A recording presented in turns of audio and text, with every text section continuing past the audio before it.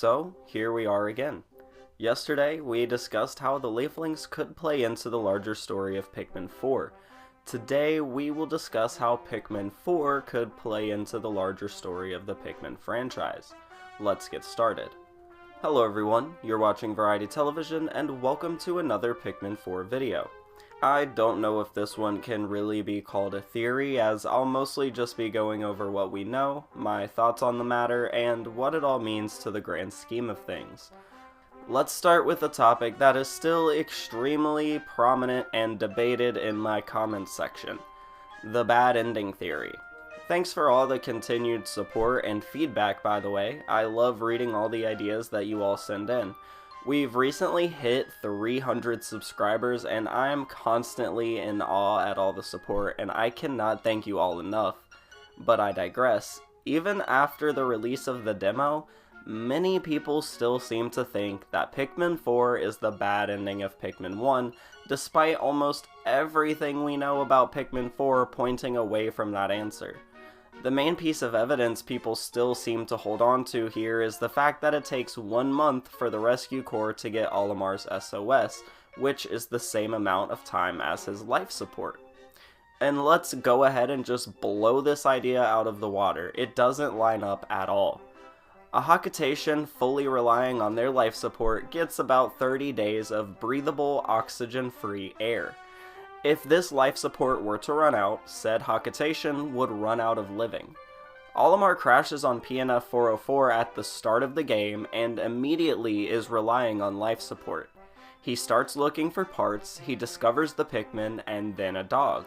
Nearing the end of his search, he starts to run out of his life support, stating in log entry number 62, "The atmosphere on this planet contains large amounts of poisonous oxygen. I doubt that my spacesuit's life support system can hold out much more than a few days now. Maybe if I had a leaf like moss or the Pikmin." What a silly thought. This lets us know he is well aware of his life support situation, and we can assume it's around 25 days since he says he only has a few days left. He searches for parts until he comes across his ship's radio in the house on a later day. Some unknown event happens in this house after he finds his radio, but it is at this point that Olimar is able to send out his logs and an SOS. The SOS then takes a month to reach the Rescue Corps. This means Olimar has been on PNF 404 for about 55 days to 2 months. Twice the amount of time that the bad ending theory is clinging onto so desperately.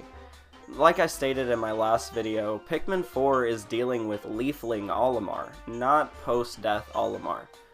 I think it's really hard to try and say that Olimar from the bad ending is the same as the Leafling. Pikmin is rather consistent with details, and I truly think that Olimar would look more like his Pikmin 1 appearance if he was meant to be Olimar from the bad ending of Pikmin 1. But if it isn't the bad ending, split timeline idea, where does Pikmin 4 land on the timeline?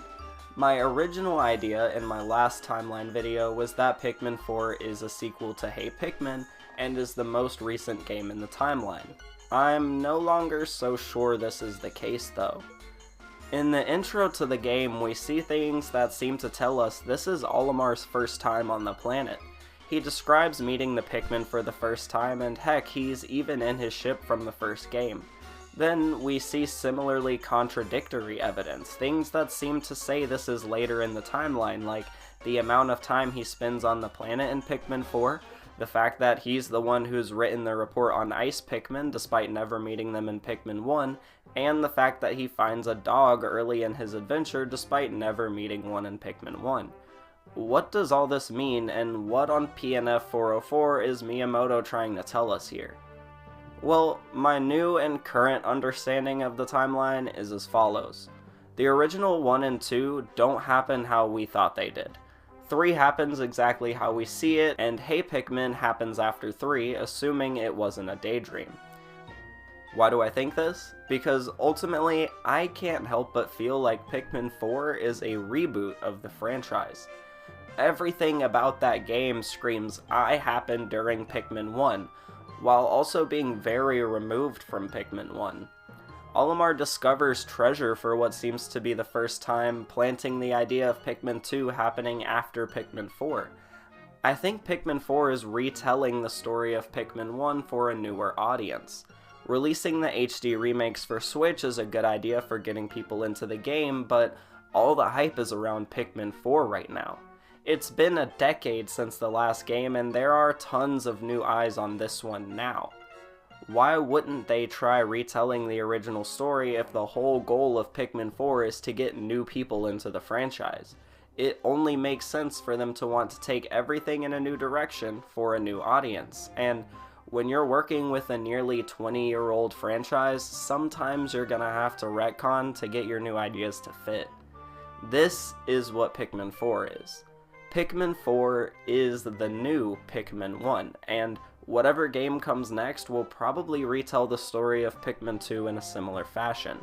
The franchise has been set up a certain way for a very long time, and now there's massive interest in the new game.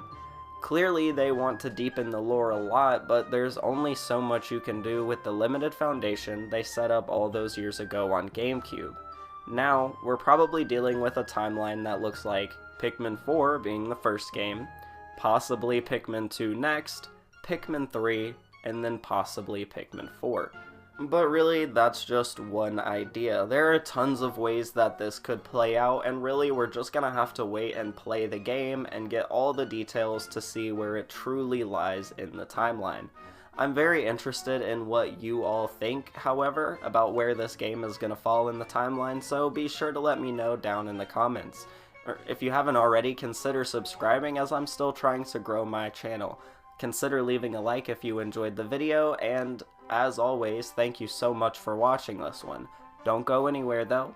Variety Television will be right back.